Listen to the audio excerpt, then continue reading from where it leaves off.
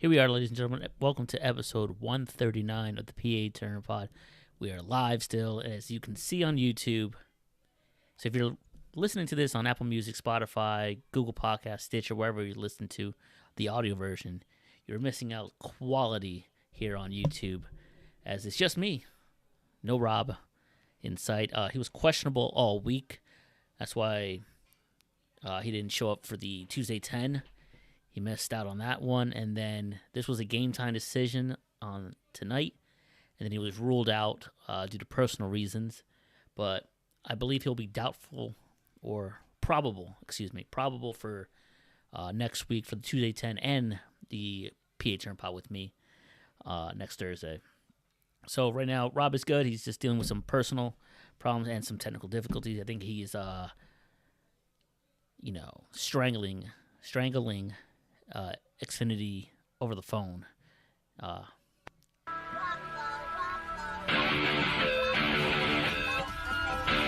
Something like that. If you know, you know. But his wife is fine. If you know, you know. But, yeah, Xfinity. Well, he lives in Northeast, almost close to Ben Salem. And according to one of his buddies, I think Zach, who said it, or Burkhart, one of the two, that they live in the worst part of Northeast where the internet is the shittiest of them all in all of the Northeast. They live in that part of Northeast, Philadelphia. So, technical difficulties ruined him today. So he's strangling someone over the phone with Xfinity. And then obviously he has some personal issues he has to deal with as well. But again, Rob is fine. He'll be back. So you have me, solo pod, here for episode 139. It's a pretty good podcast going on. Pretty good podcast, Jesus. Pretty good episode we have lined up for today. Here's some news and notes we have. And then we have an NBA trade that happened in the past day or two. I'll dive into that in a little bit. Sixers defeated the Nuggets on Tuesday. MVP versus the MVP. Jokic versus Embiid. That'll go down in history. And I think Embiid is winning that battle by 2 games or so. But Jokic has the trump card in having an NBA championship, so that'll always be his trump card. So hopefully Embiid gets one this year. I'll discuss that also. The guys from the NBA on TNT, the Tuesday crew, discussed the Sixers' possibility of getting a third player or not. So I'll give you my take on that. This one, if you had, I think on the Tuesday 10 or this podcast, Rob had mentioned if your 2024 bingo card had Jews coming out of the tunnel in New York City and XYZ and UFOs in Miami, well, here's your chance of having McCarthy and Nick Sirianni both bowing out in embarrassing fashions in back-to-back games, respectively. Cowboys went down at home. They were undefeated all season, blowing teams out at home. And they lost in a blowout fashion by the Green Bay Packers, Jordan Love. Now, the final score doesn't suggest it was a blowout. It's a lot of stat padding at the end for the Cowboys, making it close. But nevertheless, it was 40 something to 16 in the fourth quarter. So, yeah, it was a blowout. But McCarthy survives, and then Nick Sirianni, for 6 out of the last 7 weeks, taking L after L after L, both on and off the field. And then, I can only speak for myself. Rob can probably agree to this, maybe not, or a little bit of it, both. I think I was checked out mentally of the Eagles, and I expected a loss. I expected a complete loss on this one. And, give me 1 second here. Efforting here on the podcast. It's solo dolo here. I think we're good. Efforting here. Efforting. Okay, we're good. Boom. Get this out of the way. What? Excuse me, folks. I'm trying to do 3 things at once here. Excuse me. Boom. And then, yeah, we'll do this. Bop. There we go. Finally. All right, never mind. Yeah, I think Rob would agree with that we were all checked out as Philadelphia Eagle fans. So when the inevitable happened, when they went down to Tampa, you think maybe they can click. It can all click. I didn't see the game. I was at work. It was steady for me, so I didn't catch most of it. And then when I did see, it was like 24-3 at one point. And I was like, of course. And then what angers me more is I see highlights, and as the days went on and on and on until almost now a week now, they ran the ball in the beginning. First down, good yardage, and they stopped altogether. And they went pass happy. I saw a bubble screen, and I was like, all right. I think Kenneth Gainwell caught it. I was like, oh my God. What the fuck? The safety. Yeah. Disastrous. So I wasn't expecting Nick Sirianni to come back. I thought he was going to be fired the moment he gets on the plane in Philadelphia, lands in Philadelphia, gets fired the next day. No, it comes out that Sirianni is pretty much safe, and they're looking for both coordinators, offensive and defensive coordinator, from around the league in the free agency and inquiring teams that are still in the playoffs. So I would assume Ben Johnson of the Detroit Lions, Roman, what was his name? I think his just name's Roman. I think it's the South Jersey guy from the Baltimore Ravens, offensive coordinator, I believe. He's also in the mix. I doubt, as much as Rob likes the idea of Mike Vrabel, and so do I, pair him back with A.J. Brown, get the most out of his players. When they're facing adversity, he can do it, right? When have you ever seen Jeffrey Lurie hire a former head coach, like Brandon Staley, one and done type of thing, 2 years, 3 years and done, or an established head coach like Bill Belichick out there now, or Pete Carroll, but even though he's an advisor, whatever that means. When have you ever seen that? The last head coach he hired was Chip Kelly, and that was in the pros, and he was never coached in the NFL, and that fell flat on his face.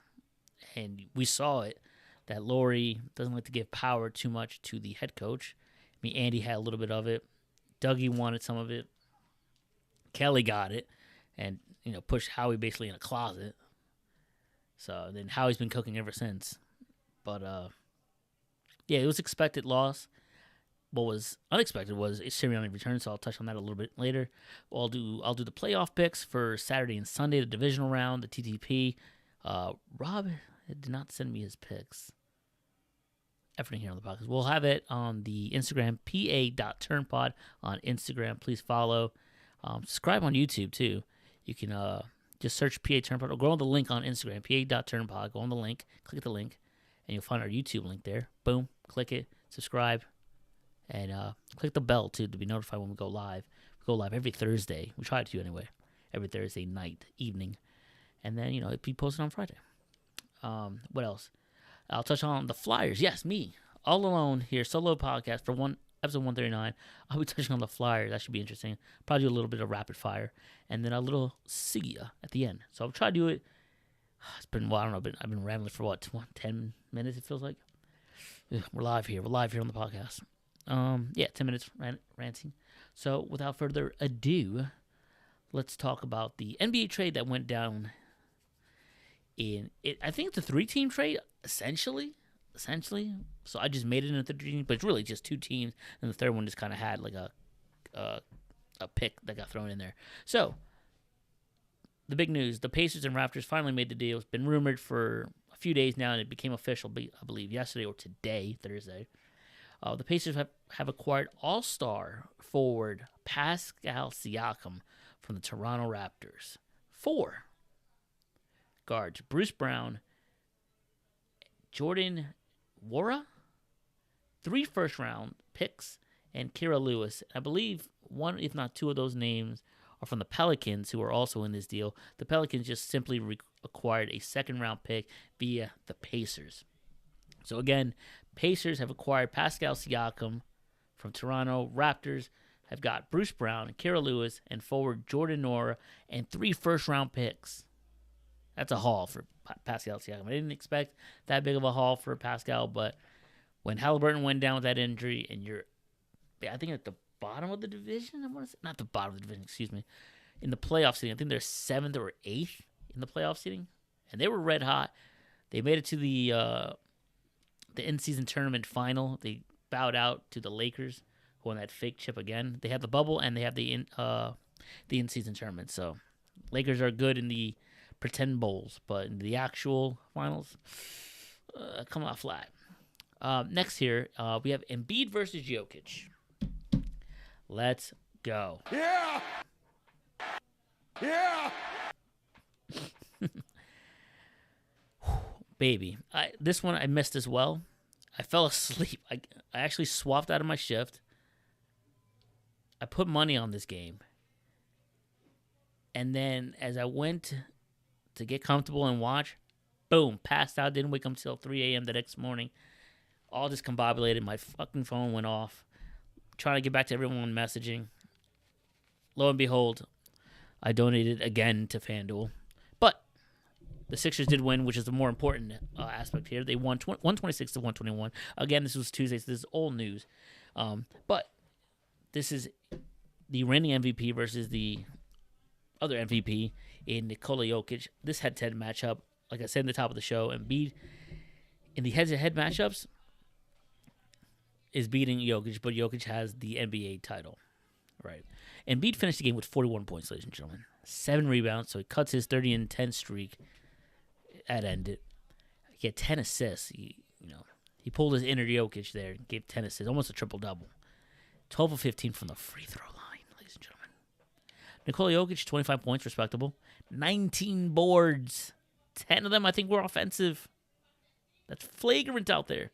And then 3 assists.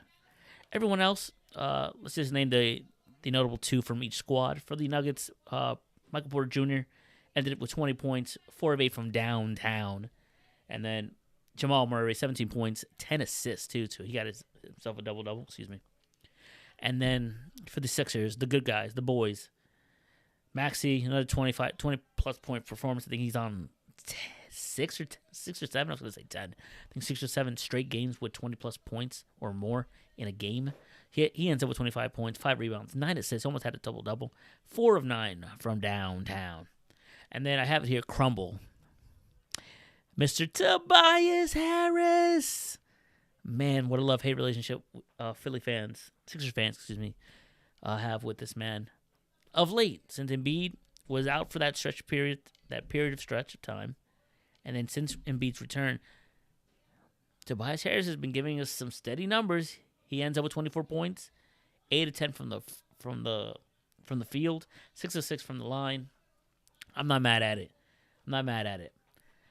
Now, the bench, still a problem for the Sixers, so we might have to address that somehow. Nuggets outscored the bench of the Sixers 30-17. Yet we got the 5-point difference in the game, 126-121. Now, here's the question. I would love to hear Rob's take. Maybe he'll have his take on the Tuesday 10. You can listen to this on the network here, the PA Turn Pod. Same place where you are listening and watching me in all my glory. I know. And listen to my sultry voice. On Tuesdays, Rob has his own little, podcast called the Tuesday 10, where he lists 10 sports topics or just pop culture topics, mix of both, that he wants to cover that we can't really get to on a Thursday because of either becomes a little old or stale, or just because we have so much information and because of our schedules as well don't align around this season of the year. He has his own on Tuesdays, and then Thursdays, me and him go back together. Anyways, I would love to hear his take on this because I saw a little bit of the clip of the NBA on TNT guys, the Tuesday crew, where it's Lefko, Candace Parker, Jamal Crawford, and the big Aristotle, the Diesel, Shaquille O'Neal. And it was interesting. They were talking about trade deadlines is almost upon us. Sixers moved Harden. They got some money, enough money to make some moves to sign a big name to get your third star, your big 3. Sixers with Nick Nurse have been rolling.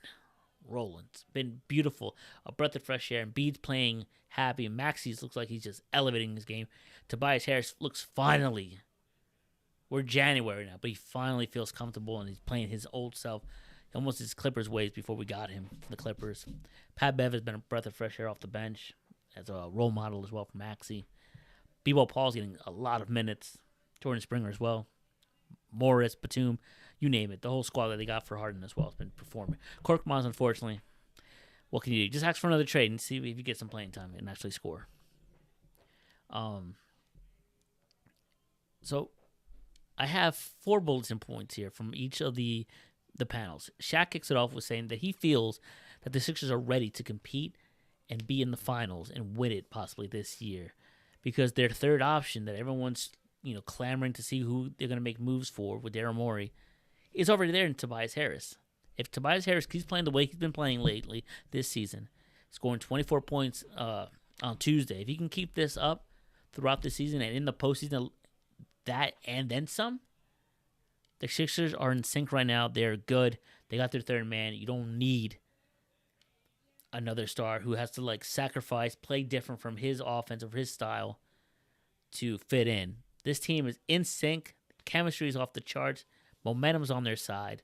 And I am on board with Shaquille O'Neal. And Rob has said this for about a year, and it's fell on deaf's ears. I think the new wave is you get 2 stars, build pieces around them, the bench, and of course on the court. Just shooters, baby. This is the first time Embiid's had shooters around that he can kick it out and shoot. I mean, he had it with Simmons, but then Simmons would clog the lane because he's unwilling to shoot. So basically, Shaq said, your third option is already there in Tobias Harris. Embiid's the 1, 2 is Maxey, 3 is Tobias Harris, and everybody else knows their role. You are role players on the court, which is basically, I believe it's Morris and Batum, the other 2. And then, everyone else on the bench. Know your role. Lefko, a known Philly guy from Philly, he feels that they're in position with the money that they have with the Harden deal that they should look into bringing a third star. But he also agrees with Shaq that if Tobias Harris keeps playing the way he is, yeah, they have a chance. But historically, that hasn't been the case in that entire length of that contract that he has, that it's finally off the books after this year. But he did give kudos and brought up a good point that Nick Nurse's arrival has changed everyone's playing style, and it's been elevated. He's getting the most out of these guys. Candace Parker, on the other hand, disagrees with Shaq, and they say they're still one piece away. And she's been adamant saying that when the playoffs come, the game plan is going to be much, much tighter. They're going to focus heavily on Embiid and Maxey, double, maybe even triple teaming one, if not both those guys somehow. And now you're left with Tobias Harris, the Morris, and Batum to kind of beat you, and then the bench, whoever comes in to sub, to beat you, to carry the load while those guys are being covered. And that is scary, though. That is scary because I don't trust Batum or Morris to really knock down shots consistently and take over a game on an ISO. No, sir, no, sir, no, sir. But she really wants them to bring in a superstar as a third piece to this team. Maybe you have to deal to Tobias Harris in her mind. She didn't really mention dealing Tobias, but she's basically saying you're going to need a third star that can knock down shots and defend. And then she added that she loves Pat Bev. However, you might have to look into getting a backup point guard for Maxey, or at least the shooting guard position. And Melton, the other one, that's who I forgot. Melton. Good point, right? Crawford kind of doubled down on that as well. They also need one more piece because the Sixers just put basically 90 points. What it was, 40, close to 90 points with Embiid's 41, Maxey's 25, and Tobias is 24, and they barely beat the Nuggets. So yeah, Jamal has a good point. They barely beat the Nuggets. That won't be enough in the playoffs. Basically, was his stance. I'm curious to hear what Rob wants to, what Rob's thoughts are, and you as well. If you're watching or listening to this, let us know at the PA Turn Pod. DM us, comment under the title graph in the pictures in the comment section of this episode, and tell us, what do you think? Do you think the Sixers are a piece away, or do you think that one superstar piece away, or several pieces to surround Embiid, Maxey, and Harris to kind of elevate this team to the next level? Because the panel, besides Shaq, have said this team is not going to beat Boston and this team's not going to beat Milwaukee, even though I think they did already this season. So I mean, this team's different. This team, and let's be real. The very first game of the season, the Sixers should have won that game against Milwaukee, but the refs kind of wanted Milwaukee to win. It's a big story. And the Sixers went on a run, undefeated. So, just saying. But it's very interesting. I agree with Shaq again that you already have a star there. I think this team's ready to go. I would take this team against last year's team, and they would sweep them. The way I saw James Harden finish off, nah, I'm good. No me gusta. I'm good, baby. Embiid this year would smash Embiid last season, and he won the MVP last year. That's just saying. Now, on to specifically the Eagles. I already touched McCarthy at the very beginning. Somehow, them boys got the division, undefeated at home. You had Jordan Love and the Green Bay Packers in the wild card, and you folded like a cheap tent. Folded again. And I think everyone, just like me, was checking Twitter or Instagram for Stephen A. Smith. His updates. Because, man, you knew he was cooking. You knew he was dialing it up.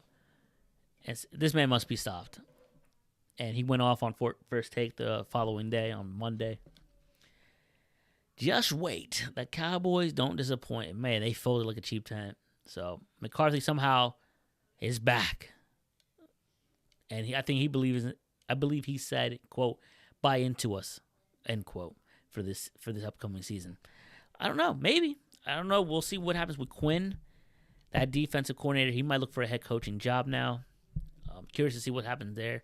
What a troll move if the Eagles let go of Sean Desai and the Cowboys picked him up. Who's to blame? So we'll go on to the Birds. Cut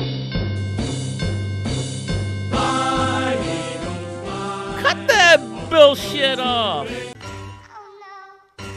That's more like it. The fuck? No. That was... they don't deserve that. They are called the Philadelphia football team for right now. Because 6 out of 7, now 7 out of 8 weeks, you fumbled, you lost. This was the easiest road to the NFC Championship and possibly the Super Bowl. You had to go through Baker Mayfield, Jared Goff, and Brock Purdy or Jordan Love. What? Huh? Get the fuck out of here. You kidding me? And this bro, the Bucks, with their season on the line in week 18 of the NFL season, or week 17, the final game of the season, whatever that was, I think they were on the road in Carolina. Win and you're in. Win and you're in. And, of course, help with Falcons loss, and they got beat down by the Saints, I believe. The Carolina Panthers, 1 win, 2 wins in the season. 1 or 2 wins. They only scored 9 points. 3 field goals, ladies and gentlemen. They couldn't move the ball against that defense. Are you kidding me? And that offense. What? I mean, the defense showed up, shutting out Carolina, but that's Carolina. No head coach, really. It's a dysfunctional organization right now. 1 week later, they look like world beaters. They look like a 12-6 team. Huh? What? They starched you from the first to the fourth quarter. Baker Mayfield turned the clock back like he was his rookie year in Cleveland. Having fun, got his swag back. Man was cooking y'all. Are you kidding me? And then this inept offense of the Eagles just couldn't move the ball. What?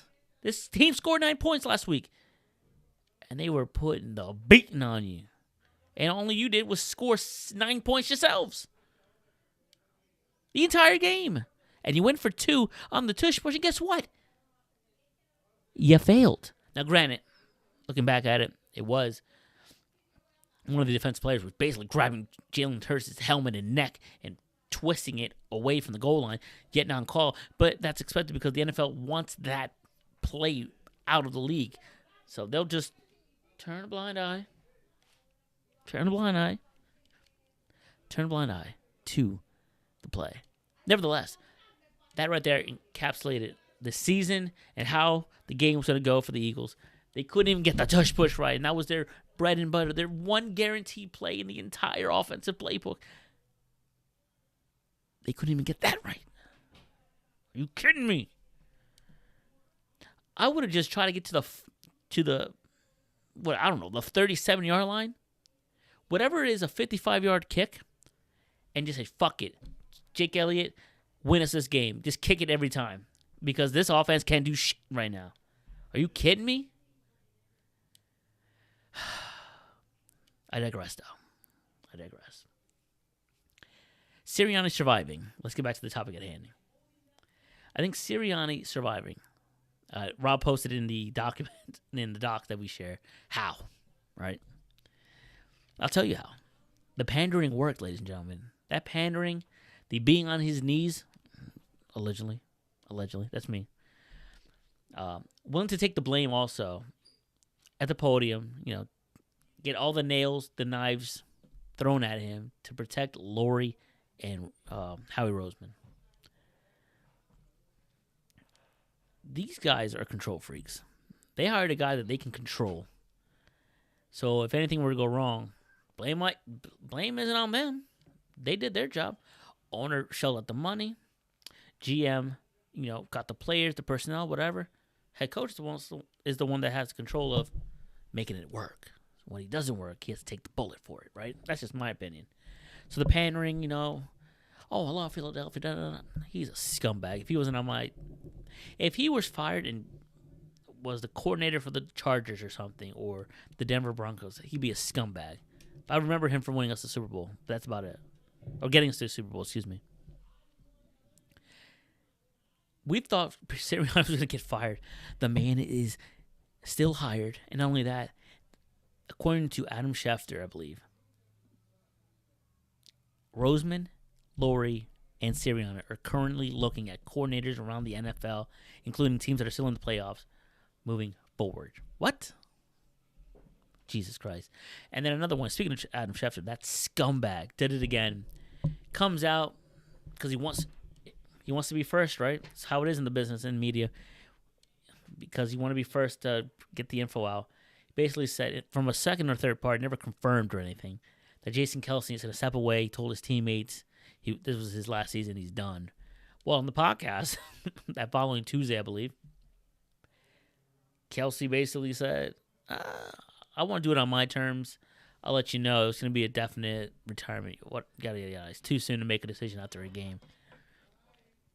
If I was Jason Kelce, I would do a Tom Brady. I tell Kylie, I know I told you I was done, but I got to go out on my own terms. And speaking of that, Brandon Graham, he wants to come back for a farewell tour. Why not have them both go out at the same time? Fletcher Cox, he cleared out his locker. He was done with it. And kudos to Fletcher Cox. The media in Philadelphia is already as harsh as it is, right? And all this talk was what went wrong, and do you think Sirianni's going to get fired? They're basically alluding and wanting to get a soundbite from one of the players. And he basically said, I don't know what you talking about, man. He's the head coach of this football team. Got it with that. You're a clown, bro. Get out of my face. Great line. Great move. Respect to Fletcher Cox right there. Respect.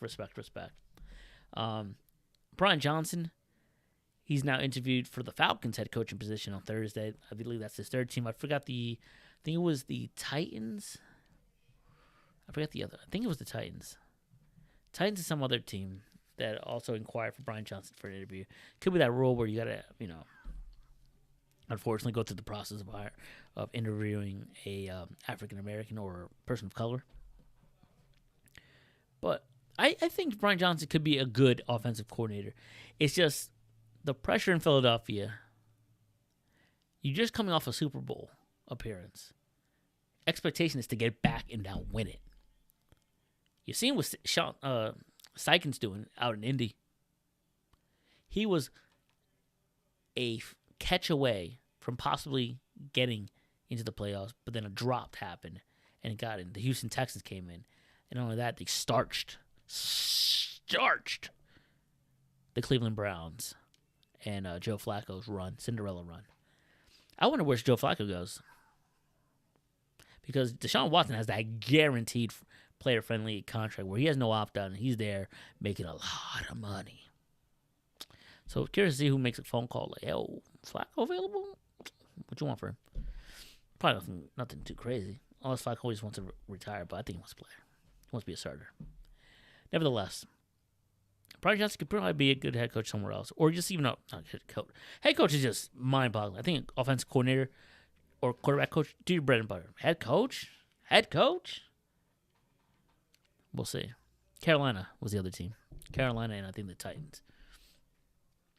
We'll see. All right, let's do a little bit of rapid fire. I know I said it for 30 minutes. It's probably been an hour now. Rapid fire on the coaches. I would like to see Rob's take on this, of course. This is, meant for both of us. But rapid fire, stay, resign, or see ya.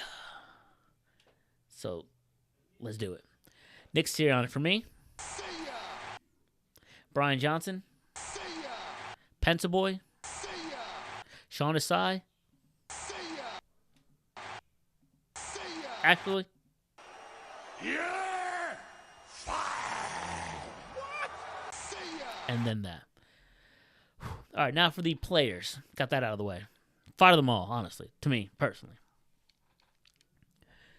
Getting all flush and need water down.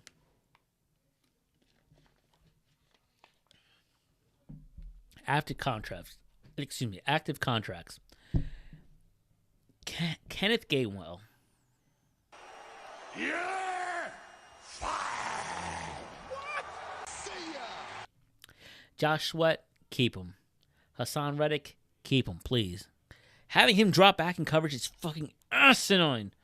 Couldn't believe it. Couldn't fucking believe it every time. Big play Slay. Shut your goddamn mouth, you Twitter fingers. Just make a play. Just be healthy. I like you. He's a free agent in 2026. I keep him, but if you can get a deal and probably have the young guns step up in corner and maybe pick one in the free agency, in a trade, or in the draft, sure, you need that. You need to build your defense. But for now, Slay stays.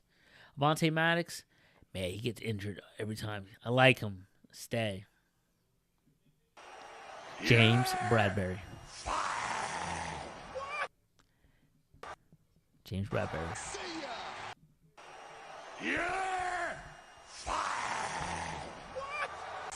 It shouldn't be a question. James cooked Bradbury. Gone. Kevin Byard, I don't mind him. It is what it is. He came in middle of the season, something like that. Whatever. Brady Blankenship, he got hurt towards the end of the season. I like him, but we definitely need to level up on the defense. Corners and safeties, for sure. Now the free agents. Marcus Mariota, I did like him, but we saw Joe Flacco. I wouldn't mind. I'm telling you, bro. I wouldn't mind Carson Wentz. Just saying. Now, wouldn't it be apropos? Wouldn't it be fitting? Wouldn't it become full circle that here comes Wentz coming as a backup to take, Jalen Hurts' contract should warrant that he's the quarterback for this team, right? But if his play continues to be shitty and he becomes that stoic, it's a learning experience. We got to take this and learn from it. After when you're losing 6 out of 7, I think your learning capacity should be done. Put it into effect and execute, boys. The fuck? Wouldn't be a pro that Wentz takes over as a starter. The way he went out is the way he came out.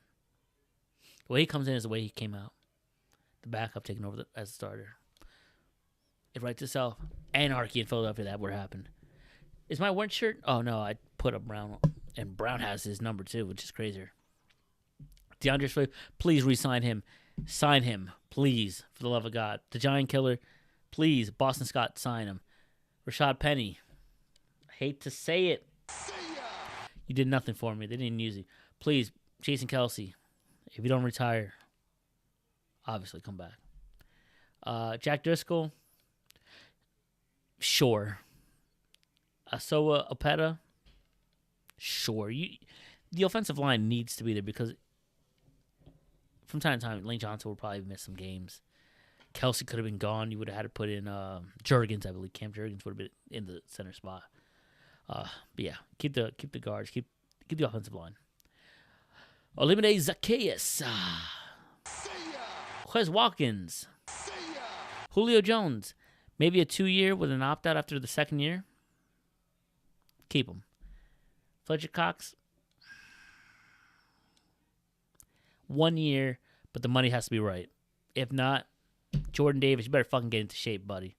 And Carter, get into shape as well. You're gonna be this. You're basically the future. You're it. You got to take over as the every down defensive tackler. BG, Brandon Graham, of course, come back, please. Zach Cunningham, I'll do 1 more year, maybe a 2-year contract with a team out. Shaq Leonard, if he wants to be here, he looked like he had to reevaluate. He looked like he didn't want to be here. It was a sour group, so I would like Shaq Leonard, but he's not who he used to be in Indy. So I would say no if you want to go younger. Nick Morrow, God, maybe. I don't know. Bradley Roby, sure. Braden Mann. Give me the guy from Buffalo, the rookie kicker who was exonerated. The fuck? Give him back in there. All right. Let's do the playoff picks. Oh, yeah.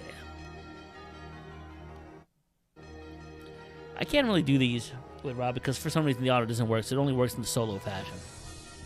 So, Saturday, 4:30 p.m. AFC matchup. The Baltimore Ravens hosting the Houston Texans. Baltimore, at the time of recording, -9 even at 43.5. Let me write these down. So my score is here. It's live on YouTube, by the way. Fuck it, man. Let's go with it. Give me Texans. Give me Texans and... Yeah, give me Texans. Here's a note, though. The Ravens added running back Dalvin Cook to the roster, and they waived Melvin Gordon. Can you believe that? I'm trying to lower this as much as I can. So it's... hopefully you can hear me. In the Saturday night game, Green Bay at San Francisco, which is basically a 5:30 afternoon game in the West Coast. San Fran -9.5. Over under 50.5. I'm telling you, bro. Give me Green Bay. You acting softly like you haven't lost. Brother, I've seen you lose some games that you shouldn't have lost. Green Bay Packers and Jordan Love have been slept on. Got into the playoffs, and they're going for it.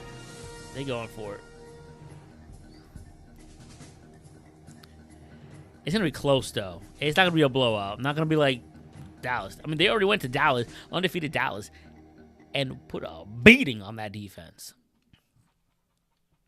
So I think they're going to be good. And come on, Brock Purdy? Get the fuck out of here. Give me Green Bay. All right, for Sunday, 3 o'clock game. Buccaneers. I can't believe it. Could have been the Eagles. The Bucks at the Lions. Lions -6.5. Over under 48.5. Give me Lions, baby. They're rolling. That could be a shootout game. Put money on the over. 48.5. Put the money on the over. Kneecaps will be shattered on this game. And then the last one, the marquee matchup. If it plays on Sunday because of the snow, if it plays, it's a 6:30 game, not an 8:30. It's a 6:30 game. Chiefs at Bills. Buffalo favored -3. Over under 45.5. And this is Mahomes' first time. I believe his first time in his career in the playoffs that he's playing on the road. That writes itself. Bills, time and time again, get beaten down by either the Bengals or the Chiefs.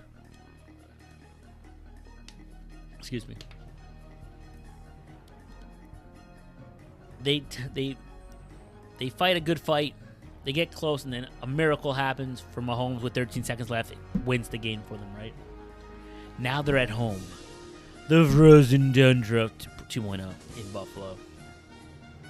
They got a running game. They got an offensive coordinator that might be getting a lot of calls for head coaching job or offensive coordinator job. Hell, I would make a call. Josh Allen stepping back in the rushing game. Be more game manager-esque. Chiefs aren't shit. They had to go and play a Dolphins team in Arrowhead. Dolphins team. And it comes into that. And Tua sucks. He's undefeated. He's winless. A goose egg in the cold weathers. That was a layup. No one expected Miami, except for me, to win that game. With all that being said, Chiefs, give me Bills. As much as I hate to say it, but it'd be good. It's about basically the end is near for Kansas City and maybe Andy Reid, because they've been accustomed to winning. So this could be it for Andy Reid. Not, fired after this season, but people are going to be turning on him pretty soon. And with Travis Kelce has to come out and constantly say he's not going to retire. And then the news that he's going to get married with Taylor Swift. He's thinking about things after football. He has a successful podcast with his brother who's about to retire. That might make him retire as well. Still, no Bieniemy. You don't have a wide receiver that you can trust. Rice has been great, the rookie. But he's a rookie still. Let's see if he can have a legacy game on the road in Buffalo. But the Bills, man, they were in the depths of hell when they lost to us in overtime here in Philadelphia. After that game, they've been rolling. Give me Buffalo. So, to recap, Texans over the Ravens, Packers over the 49ers, Lions over the Bucks, and the Bills finally beat their rival. And this is basically their Super Bowl in beating Patrick Mahomes. So that will lead Texans at Bills. Yikes. That should be a nice jersey matchup. Basically the same colors. And then Green Bay, NFC North matchup at Lions. Winner goes to the Super Bowl. CJ Stroud, Josh Allen, Jordan Love, or Jerry Goff. What? Couldn't believe it. All right, the TTPs. My lock. Give me Green Bay as my lock. Green Bay's my lock. Texans are my dogs.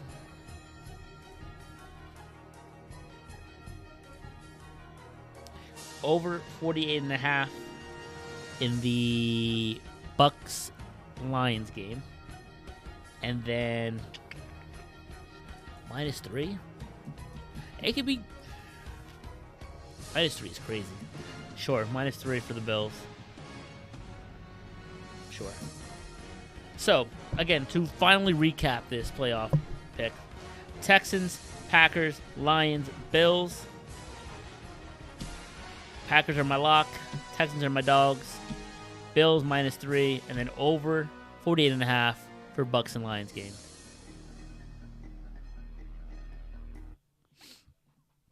Now, we go into the final segment of the show, the Flyers, baby. I have not really much, this is more Rob's forte a little bit, but the Flyers are riding on a 4-game win streak. Fresh off a 3-game road trip in a sweep, obviously because it's 4-game win streak. Now to host a murderer's row of games at home, starting tonight, Thursday night, in Philly against the Dallas Stars, playoff team. Colorado Avs, playoff team, on Saturday. Ottawa Senators, I don't really know, but Canada, so I guess, right? On Sunday. And then the Tampa Bay Lightning, Tuesday night. Dare I say 8 in a row by Rob's Tuesday 10? 8 in a row? 8 in a row? Let's see. Well, let's check right now, see if the game started, so I can give you a live feed on that one. I would love nothing more than 8. They sweep. What is this? I'm gonna say. Trying to see if anything. with a break. Usually, I think news breaks as soon as the podcast is done and over with. Everything here on the podcast. Everything. Can't find it. I think ESPN just doesn't like hockey. All right. The boys, baby. Flyers up 2-0 on the Stars. Less than 8 minutes in the second intermission or second quarter, whatever you call it. Second period. Jesus. I'm trying. Look, I have a Flyers hat. See the logo? I'm trying, Flyers. And I will try to be there February 17th at the Stadium Series game. Devils hosting the Flyers. I'll try to be there right up the turnpike for me. And hope to see you guys there. So, rapid fire. Tonight's a dub. Colorado, dub. Ottawa Senators, a dub. Lightning will be the tough one. I think it's an overtime win Tuesday night. So the Flyers by Rob's Tuesday 10, there will be an 8-game win streak for the Flyers before they go on the road. What was the game? They only go on the road for one game before they come back too. But we'll touch that next week. And that's it. That's been the podcast, episode 139 of the PA Turn Pod. Rob will be back Tuesday for the Tuesday 10 and Thursday for the PA Turn Pod. Until then, again, Instagram, pa.turnpod on Instagram. Click the link if you're listening to me or us on Tuesday or Thursdays when the podcasts are out, or recording actually. If you want to watch us on YouTube, click the link on the Instagram and subscribe and hit the bell notification to get alerted when I go live or when we go live next week. But this has been episode 139 of the PA Turn Pod. Have a great weekend and go Flyers.